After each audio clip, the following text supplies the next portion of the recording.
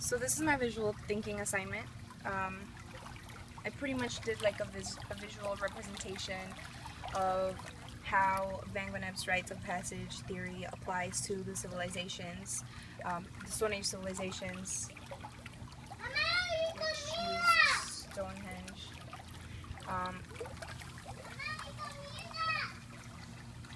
The initial rite of passage would have been separation, and it would have happened at death. Now, the person would have died back in their hometown, like where they actually lived throughout the year, and they would have been buried or cremated down there, and then their families would have taken their remains, their bones or their ashes, and they would have brought the remains with them when they came for the celebration that would take place beginning on, or for the feasting and partying that would take place for a ritual that would start on the when the sun would rise on the day of the winter solstice. Now, there's evidence that they would set up houses around Woodhenge. Woodhenge was otherwise known as Durrington Walls, and they would have feasted and partied, and they associated Durrington Walls with the world of the living because it was made of wood, and wood would disintegrate and whatnot. So they would associate with the world of the living. And then Stonehenge they would associate with the world of the dead. And only on the day of the winter and summer solstice, these two worlds can come together. And those were really the only 2 days when they could go really be in contact with the world of the living and the world of the dead.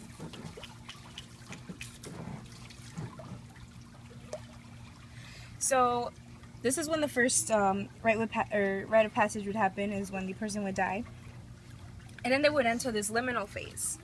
I guess both the mourners and the deceased would enter this phase, and they would remain in this phase until the reincorporation of their remains with their loved ones and their ancestors. But basically what would happen would be that on the day of the winter solstice, they would gather at Durrington Walls, and they would watch the sun come up, and then they would start making their way along the Avon River to Stonehenge.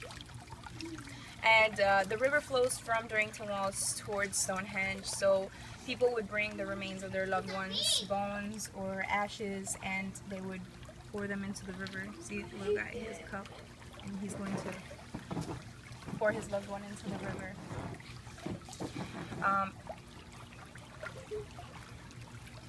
There was also evidence that they would have posts set up like that, kind of along the river, and they would put dead bodies on top to decompose and whatnot. So that's just further evidence that this was just part of their ritual. Now, the river flows towards Stonehenge, so they believe that by pouring the remains of their loved ones into the Avon River, their loved ones could finally reincorporate. With their ancestors and their loved ones, which had died in the past. And finally, they would reach Stonehenge, which is where they would watch the sun set on the day of the winter solstice through here.